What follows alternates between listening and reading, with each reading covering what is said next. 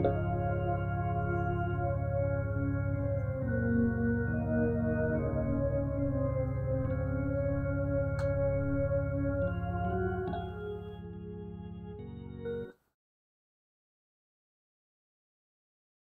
안녕하십니까. 신주기 목사입니다. 신주기 목사와 함께하는 마가복음 86강입니다. 마지막 마가복음의 종결 부분을 그렇게 다루도록 하겠습니다. 벌써 1년 반이 넘었네요. 86강까지 왔습니다. 아마 다음 주간에 87강으로 그렇게 끝을 맺고자 합니다. 여러분들 함께 해주셔서 감사드리고 또 이 방송을 시청하시는 여러분들 참으로 감사를 드립니다. 오늘 마가복음 16장 9절에서 20절 말씀입니다. 먼저 본문을 보도록 하겠습니다. 예수께서 안식 후 첫날 이른 아침에 살아나신 후에 전에 7 귀신을 쫓아내어 주신 막달라 마리아에게 마리아가 가서 예수와 함께 하던 사람들이 슬퍼하며 울고 있는 이를 알림해 그들은 예수께서 살아나셨다는 것과 마리아에게 보이셨다는 것을 듣고도 믿지 아니하니라. 그 후에 그들 중 2 사람이 걸어서 시골로 갈 때에 예수께서 다른 모양으로 그들에게 나타나시니 2 사람이 가서 남은 제자들에게 알리어서되 역시 믿지 아니하니라. 그 후에 11 제자가 음식 먹을 때에 예수께서 그들에게 나타나사 그들의 믿음 없는 것과 마음이 완악한 것을 꾸짖으시니 이는 자기가 살아난 것을 본 자들의 말을 믿지 아니함이려라. 또 이르시되 너희는 온 천하에 다니며 만민에게 복음을 전파하라. 믿고 세례를 받는 사람은 구원을 얻을 것이요 믿지 않는 사람은 정죄를 받으리라. 믿는 자들에게는 이런 표적이 나타나리니 곧 그들이 내 이름으로 귀신을 쫓아내며 새 방언을 말하며 뱀을 집어올리며 무슨 독을 마실지라도 해를 받지 아니하며 병든 사람에게 손을 얹은 적 나으리라 하시더라. 주 예수께서 말씀을 마치신 후에 하늘로 올리사 하나님 우편에 앉으시니라. 그들이 나가 두루 전파할새 주께서 함께 역사하사 그 따르는 표적으로 말씀을 확실히 증언하시니라. 아멘. 부활 그리고 그 이후라고 하는 그런 제목이 있습니다. 제자들에게는 아픔의 그런 부활의 아침입니다. 예수님의 부활을 믿지 아니했고요. 뿐만 아니라 위축되어지고 또 두려움에 휩싸였던 그런 부활의 아침입니다. 예수님이 부활한 사실을 알지 못하고 또 예수님의 부활에 대해서 믿지 못하고 있었던 제자들, 그들에게 나타났던 그 부활절 아침의 그 상황들을 함께 나누면서 그렇게 부활 그 이후를 살펴보도록 하겠습니다.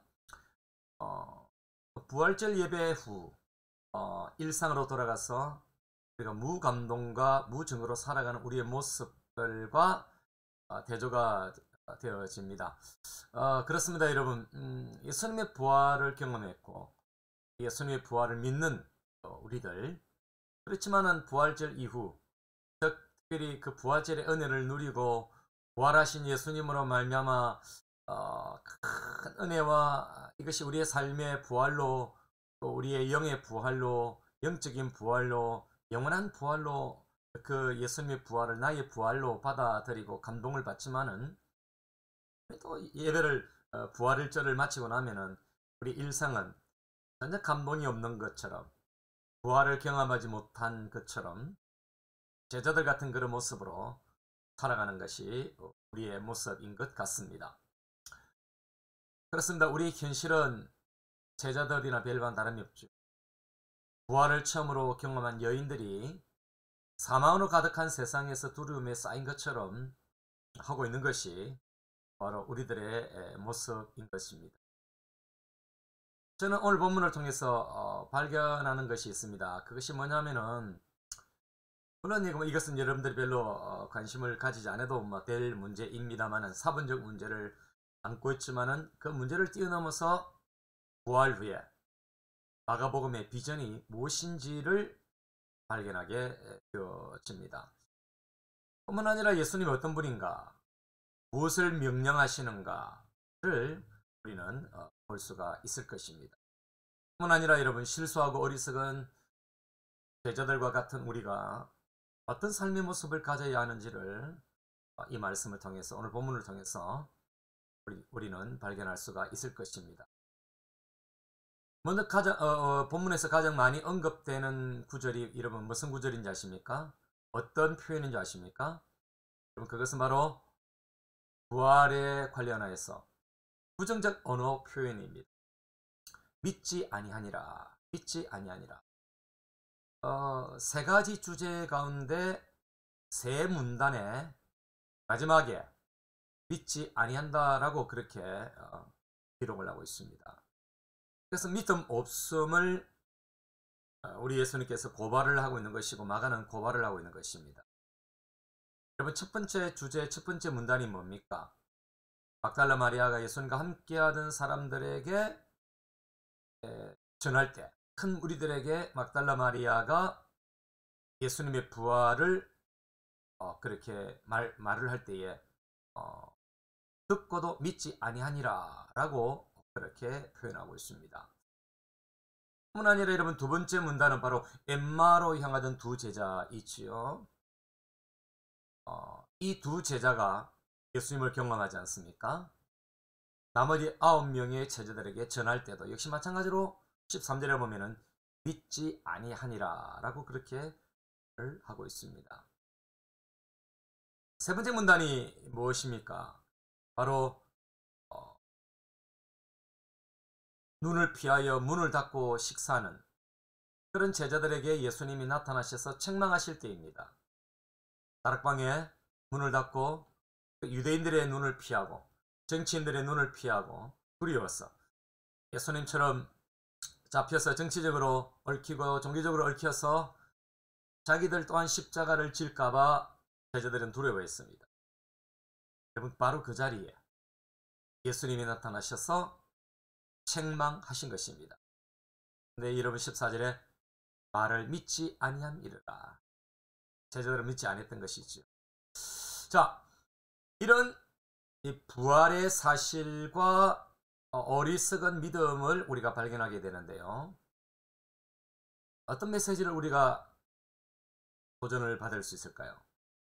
부활의 말씀을 들었어도 믿지 못한 제자들 가운데서 우리가 무엇을 발견하게 됩니까? 이해되지 않는다고 믿지 않는 것은 어리석은 일이다 라고 하는 것을 깨닫게 되어집니다. 부활했음에도 불구하고 믿지 않는다라고 하는 것은 어리석은 일인 것이죠. 부활이 세상적 가치에 묻혀서 인식되지 못하다가 현실이 되었을 때 받아들이지 못하는 것도 어리석은 믿음이고 어리석은 것입니다. 관심밖에 그 일이 현실이 되었을 때는 늦어도 너무 늦게 되는 것입니다.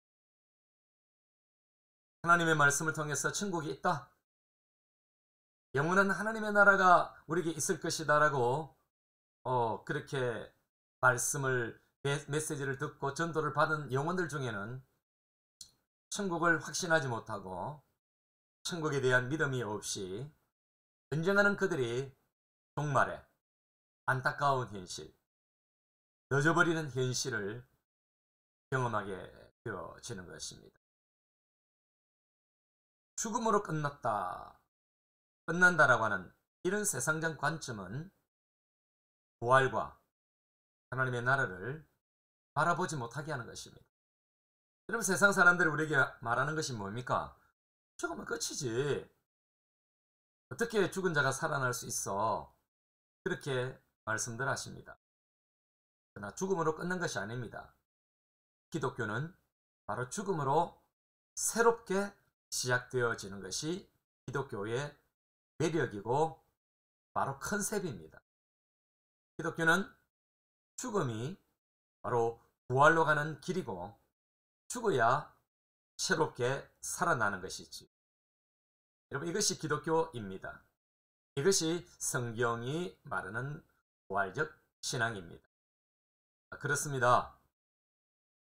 이 방송을 보시는 여러분들이 예수 그리스도를 믿으시고 그 부활의 주님을 믿으시고 부활의 어느 날 우리가 육체적인 부활까지도 다가온다는 이 사실을 확신하셔야 될 것입니다. 저는 부활 후의 메시지 세 가지를 여러분들과 함께 나누기를 원하는데요. 오늘 첫 번째만 말씀드리고 나머지 두 가지 세 가지는 다음 주 마지막 시간에 말씀을 드리려고 합니다. 여러분, 첫째가 뭘까요? 바로 부활을 믿으라 라고 하는 것입니다. 살아있다. 본자가 있다. 직접 보여주셨다. 여러분, 이것이 성경이 예수님의 부활에 대한 중요한 세 가지 동사의 메시지입니다. 살아있다라고 하는 것입니다. 본자가 있다는 것입니다. 직접 보이셨다는 것입니다. 이것을 우리는 증거해야 되고 이것이 역사적 현실이었던 것을 우리는 확신하고 부활을 증거하고 믿어야 될 것입니다. 예수님의 부활에 대해서 성경은 10번의 예수님이 부활 후에 나타나셨다는 사실을 증거해주고 있습니다. 첫째는 막달라 마리아이죠. 그 다음에 여러분, 두 번째는 다른 여인들입니다. 여러분, 여기서 뭘 깨달습니까? 여러분, 기독교 역사에 있어서 여성들의 활동, 결정적인 순간마다 여성들이 등장하고 있다는 이 사실을 여러분 기억하셔야 되고요. 여성들이 이 방송을 보시는 여성분들은 여러분들이 자존심을 가져도 되는 것입니다. 성경에 수많은 사건, 수많은 이벤트, 수많은 프로젝트, 수많은 메시지들, 거기에 마디마디마다 여성들이 등장하고 여성들은 굉장히 중요한 역할을 하고 있다는 사실입니다. 특별히 예수님의 사역의 마지막 부활 이후에 보이셨던 부활의 증거는 여성들이 가장 먼저 등장하고 있고 여기 하나님 앞에 쓰임을 받고 있다는 사실을 여러분 기억하셔야 되고, 그 당시에 여성들은 숫자에도 포함되지 않았고 여성들은 소외된 그런 인물들이었고 열외의 부류가 여성들이었습니다. 그러나 우리 예수님은 그런 소외된 자들, 주변인들, 증거가 될 수 없는 자들, 증인이 될 수 없는 자들, 바로 그들에게 보이심으로 예수님은 그들을 통해서 증거를 삼으시고 증인되기 원하셨던 것입니다. 여러분, 세 번째는 베드로이죠. 예수님의 수제자라고 말할 수 있는 베드로, 그리고 엠마오로 가던 두 제자, 그 다음에 다락방의 10명의 제자들, 한 주간 뒤에 바로 한 사람, 도마를 위해서 맞춤형으로 찾아오셨던 예수님. 그래서 두 번째 부활주일은 여러분 맞춤형 부활주일입니다. 바로 도마 한 사람을 위해서 예수님이 다시금 나타나셨는데 그때에 바로 11명의 제자들을 예수님 보이시고 그들에게 보이신 것이죠. 그 다음에 갈릴리 바다로 돌아간 베드로를 중심으로 갈릴리 바다로 돌아갔던 그런 직업으로 옛 모습으로 돌아갔던 제자들, 이 7명의 제자들에게 예수님이 보이셨습니다. 그 다음에 8번째는 여러분 갈릴리 지방 산 위에서 500명에게 예수님은 보이셨습니다. 많은 무리들에게 보이신 것입니다. 9번째는 여러분 야고보와 모든 사도들에게, 그리고 여러분 10번째는 마지막 유대 감난산 위에서 예수님이 성천하면서 많은 사람들 앞에서, 제자들 앞에서 우리 예수님은 성천하시면서 그 모습을 보이신 것입니다. 이렇게 10번 우리 예수님께서는 정확하게 10번 부활의 현장을 보이신 것입니다. 다른 사람들의 경험에 마음을 열지 않는 우리 예수님은 폐쇄성을 꾸중하셨다는 것을 여러분 기억하시고, 성경은 현실이 아닌 것을 믿으라고 하지 않습니다. 혹 현재는 보이지 않아도 언젠가는 현실이 될 것을 믿으라고 하시는 것입니다. 그래서 믿음은 바라는 것들의 실상이라고 이야기할 때 그 바로 실상이 되어지는 것은 우리의 구원이 새하늘과 새 땅에서 영원히 구원을 받게 되어지는 하나님의 나라의 백성으로 살아가게 되는 그 여러분 미래를 그 실상을 믿으라는 것입니다. 그래서 믿음은 바로 그 바라는 것, 하나님의 나라에 있게 되어질 그 바라는 것, 그것이죠. 근데 그것은 언젠가는 실상이 되어지는 것입니다. 그래서 미래는 항상 성경은 상징적으로 앞선 시간에 미리 보여줍니다. 예수님의 부활은 우리의 부활이라고 하는 것은 미래에 우리가 부활할 것을 우리 예수님이 미리 보여주신 것입니다. 여러분 성경은 많은 곳에서 미래를 보여주기 위해서 현재에 하나님이 그 일을 하고 계시고 현재에 그 상황을 만들어서 미래를 향해서 우리가 믿음을 가지도록 그렇게 이끌어 가십니다. 그런 면에서 예수님의 부활은 바로 우리의 부활을 보여주는 것이고 우리의 부활을 미리 우리 주님께서는 경험하시고 또 그 부활로 말미암아 우리가 영적인 부활, 우리의 영혼의 부활, 영육간의 부활을 보여주신 것입니다. 여러분 두 번째, 세 번째 다음 주간에 마지막으로 여러분들과 함께 하도록 하겠습니다. 여러분 감사합니다. 한 주간 건강하시고 이 겨울에 여러분들 말씀으로 훈훈하게 그리스도와 더불어서 함께 은혜 가운데 있기를 주님의 이름으로 축원합니다.